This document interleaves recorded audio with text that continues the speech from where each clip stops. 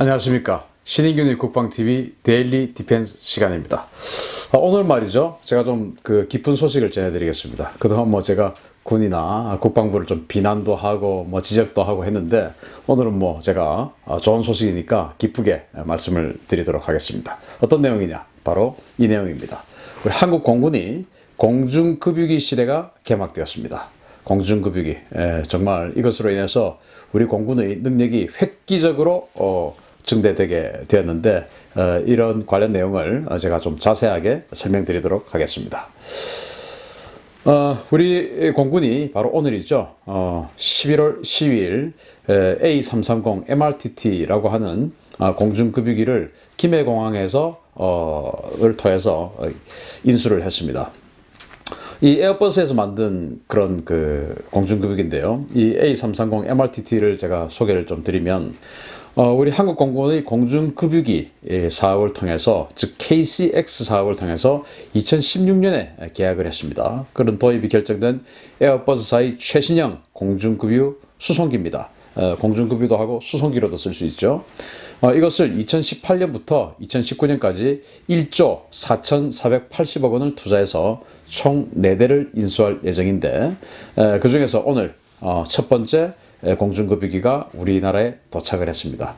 지금은 이제 수락검사를 통해서 온 거고요.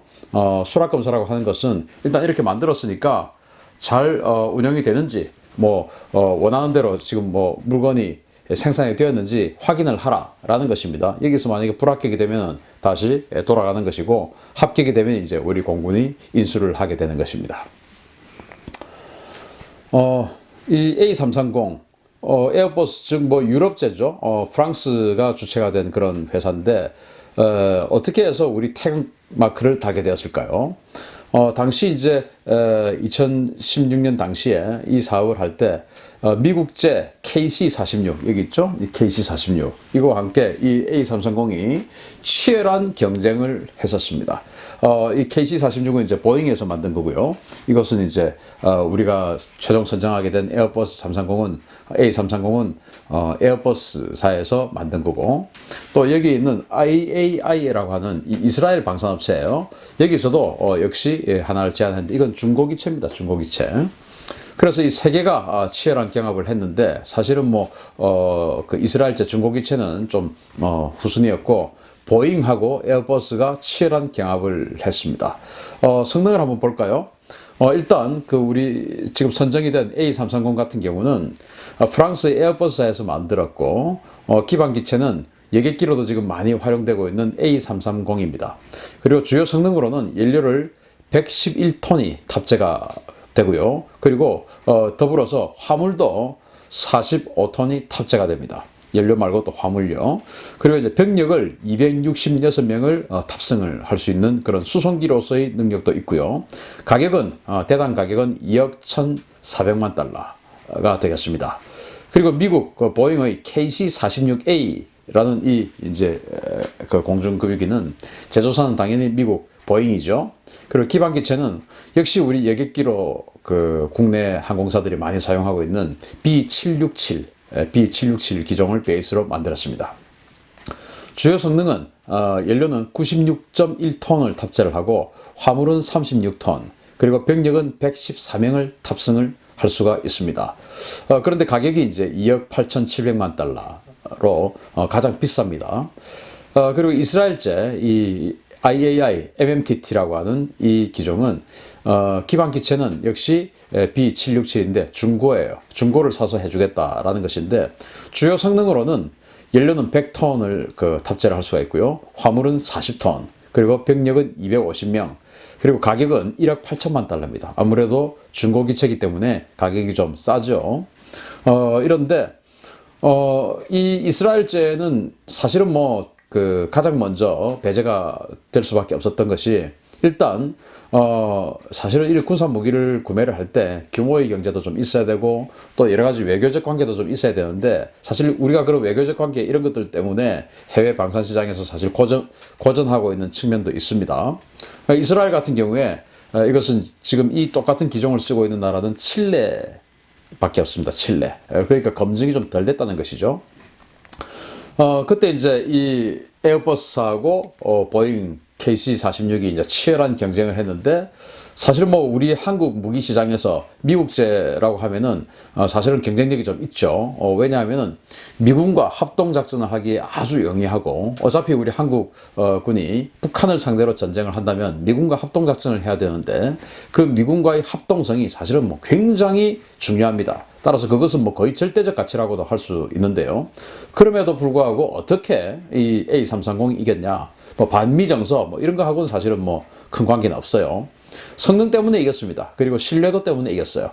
일단 이 에어버스 A330과 보잉의 B767은 우리 한국의 여러 여객기 항공회사들이 많이 쓰고 있기 때문에 신뢰도 높고 또 부품 수급도 아주 용이한 그런 상황이었어요. 그래서 그런 부분에 대해서는 우열을 가리기 힘든 그런 기종입니다. 그런데 어디서 차이가 났냐? 일단 화물 탑재 능력을 보면 이 A330 같은 경우는 111톤, 그리고 보잉 KC-46 같은 경우는 96톤이죠. 그러니까 한 5톤 정도가 A330이 더 많습니다. 그런데 화물은 덩치가 비슷한 그 비행기임에도 불구하고 화물을 연료도 더 많이 실으면서 화물도 A330이 45톤, 그리고 KC-46은 36톤밖에 못 실어요. 그리고 또 병력은 역시 이제 이 여객기 기반이다 보니까 그 여객기들 한 260명, 즉 A330은 266명의 병력을 탑승시킬 수가 있습니다. 그 여객기니까요. 그런데 이 KC-46은 B767을 베이스로 만들었는데 어떻게 됐어인지 병력이 불과 114명밖에 탑승을 못하는 거예요. 이런 이제 불리한 과정에 있었고, 그리고 이제 이 A330 같은 경우는 전 세계에서 8개국 이상이 사용을 하고 있었기 때문에 무기로서의 신뢰성도 대단히 입증된 그런 상황이었습니다. 그런데 결정적으로 이 KC-46은 아무도 쓰는 나라가 없었어요. 미군도 이것을 이제 미 공군도 하겠다고 선정을 해놓고 아직 인도를 받지 않았던, 즉 어디에도 사용하는 어떤 그런 나라가 없었기 때문에 우리가 자칫 테스트 베드가 될 수 있었던 겁니다. 그런데 지금도 그때가 2016년이었으니까 지금 2018년이 됐는데도 아직도 미군은 인도를 하지 않고 있습니다. 왜냐하면은 이 공중급여 장치, 붐이라고 하죠. 여기에 지속적으로 문제가 제기되고 있어서 아직도 인수를 못하고 있는 그런 상황이니까 어쩌면 2016년에 아주 현명한 선택을 했다라고 볼 수 있는 겁니다. 그리고 이제 요즘 뭐 어디 지진 나고 또 태풍 불고 이러면은 우리 공군 수송기들이 가서 우리 교민을 실어 오고 하는 그런 일이 있었지 않습니까? 우리 여행객들도 실어 오고 인도네시아도 다녀오고 이렇게 했는데 그런 그 C-130 같은 한 4,000km밖에 못 나르는 그런 수송기를 타고 가면 뭐 동남아 지역 같은 경우는 한 번에 갈 수 있지만 아프리카라든지 중남미라든지 북미라든지 이런 곳은 중간에 공중급유를 한번 받아야 됩니다.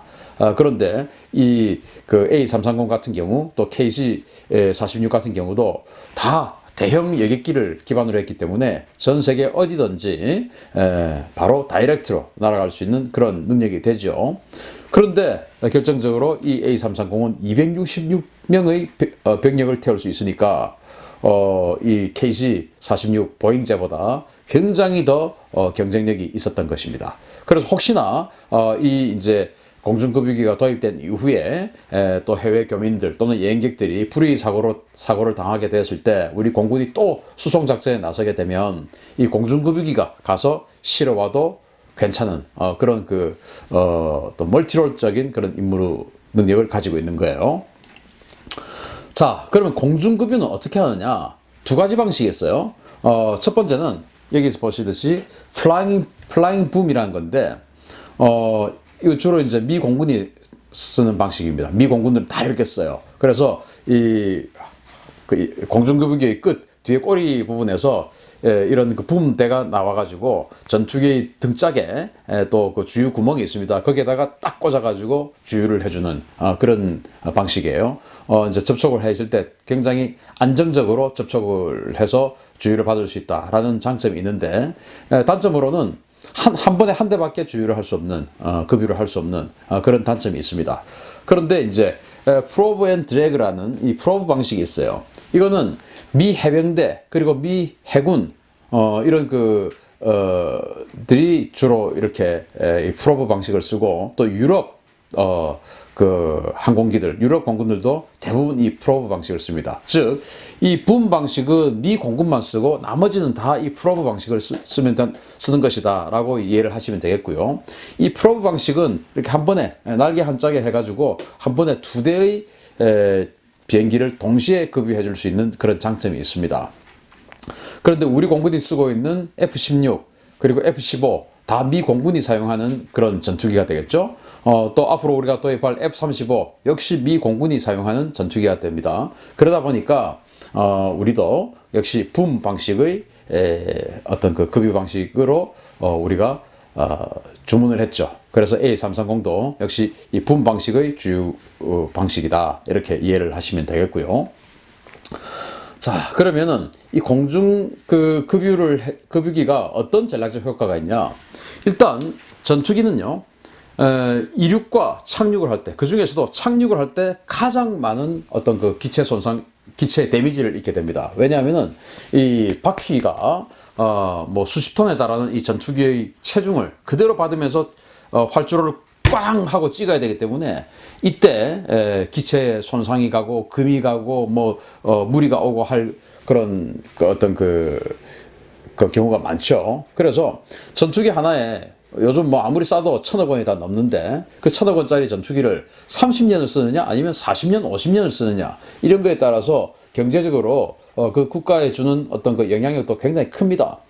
그런데 만약에 이 공중급유를 한번 어떤 전투기에 이륙을 해서 연료가 다 떨어질 때쯤 되어서 한번 공중급유를 더 받고 한 번 더 임무를 하게 되면은 착륙하는 일이 적어지겠죠. 즉, 기체가 데미지를 받을 일이 적어집니다. 그래서 더 전투기들을 더 오래 쓸 수 있는 것이죠. 또 수리 비용도 적게 드는 것이죠. 그런 장점이 있고요. 이건 뭐 부수적인 장점인데, 진짜 핵심적인 장점은 전투기가 더 멀리, 더 오래 날아가서 작전할 수 있는 여건을 제공해 준다는 겁니다. 우리 한국 공군에 지금 이제 뭐 주변국, 북한은 북한 공군은 사실 뭐 공군이라고 할 수도 없고, 일본이나 중국 같은 그런 주변국 공군들은 뭐 A급 공군 아니겠습니까? 그런 공군들과 경쟁해서 우리도 이 정도 전투기 가지고 있다 라고 내세울 수 있는 정도 능력의 전투기는 F-15K하고 F-16입니다. F-15K 60대를 샀지만 한 대가 추락해서 지금 59대가 남아있죠.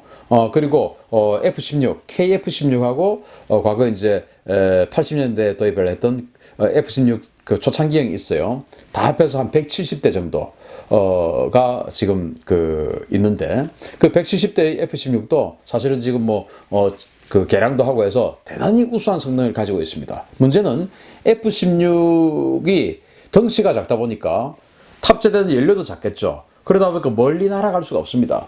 그래서 예를 들어서 독도에서 일본하고 분쟁을 한다든지 하면은 F-15K밖에 못 가는 겁니다. F-16 같은 경우는 가서 불과 한 5분에서 10분 정도만 공중전을 하게 되면은 연료가 다 떨어져 버려요.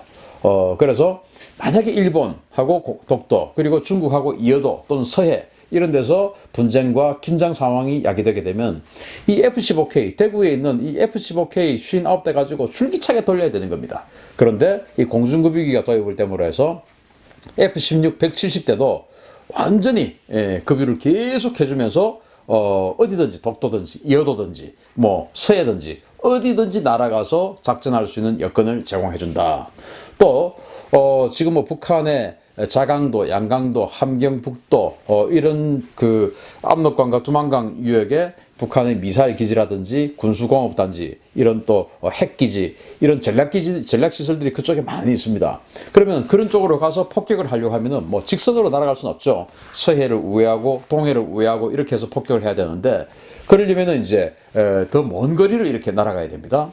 그런데 F-15K 같은 경우는 전투 행동 반경이 한 1200km 정도 되니까 충분히 혼자서 날아가서 폭격도 하고 혹시나 있을지 모르는 적 전투기가 있으면 전투도 하고 이렇게 돌아올 수 있지만, F-16 같은 경우는 덩치가 작아서 함경북도 예를 들어 삼지연이라든지 이런 곳에까지 가서 폭격 임무를 할 수가 없는 거예요. 그런데 동해에서 딱 공중급유를 한번 해주면 삼지연에 가서 김정은의 그 별장 얼마든지 폭격하고 돌아올 수 있는 능력을 F-16, 즉 170대의 정상급 전투기를 확보하게 되는 것이다. 멀리 날아갈 수 있는 170대의 정상급 전투기를 더 효율적으로 사용할 수 있는 그런 능력이 되는 것이다. 라는 것이 바로 공중급유기의 장점입니다. 이것이 2016년도에 도입이 결정된 이후로 지금 2년여 만에 우리 한국 공군에 드디어 들어오게 되는데, 아마 내년쯤 되면은 공중급유기의 급유를 받으면서 전투하게 되는 이런 초계하고 전투하는 이런 우리 공군의 모습을 볼 수 있게 될 겁니다. 바람이 있다면 이 공중급유기도 4대가 있으면 4대가 항상 작전할 수 있는 건 아니에요. 왜냐하면은 지금은 신품이라서 얼마간은 4대가 지속적으로 작전할 수 있는 여건도 되겠지만, 앞으로 시간이 지나면 지날수록 또 수리를 해야 됩니다. 수리하다 보면 4대가 다 운영을 할 수 없고 3대밖에 못하고 어떨 땐 2대밖에 못하고 그렇게 되거든요. 그래서 공중급유기는 우리 공군 규모 정도로 보면 한 8대 정도는 있어야 되지 않을까라는 생각을 해보면서 이번 공중급유기 도입에 대한 기쁜 소식을 전해드리고, 한국 공군이 이렇게 좀 강력한 그런 공군으로 발전하고 있어서 기쁜 마음으로 오늘 데일리 디펜스 소식 전해드렸습니다. 감사합니다.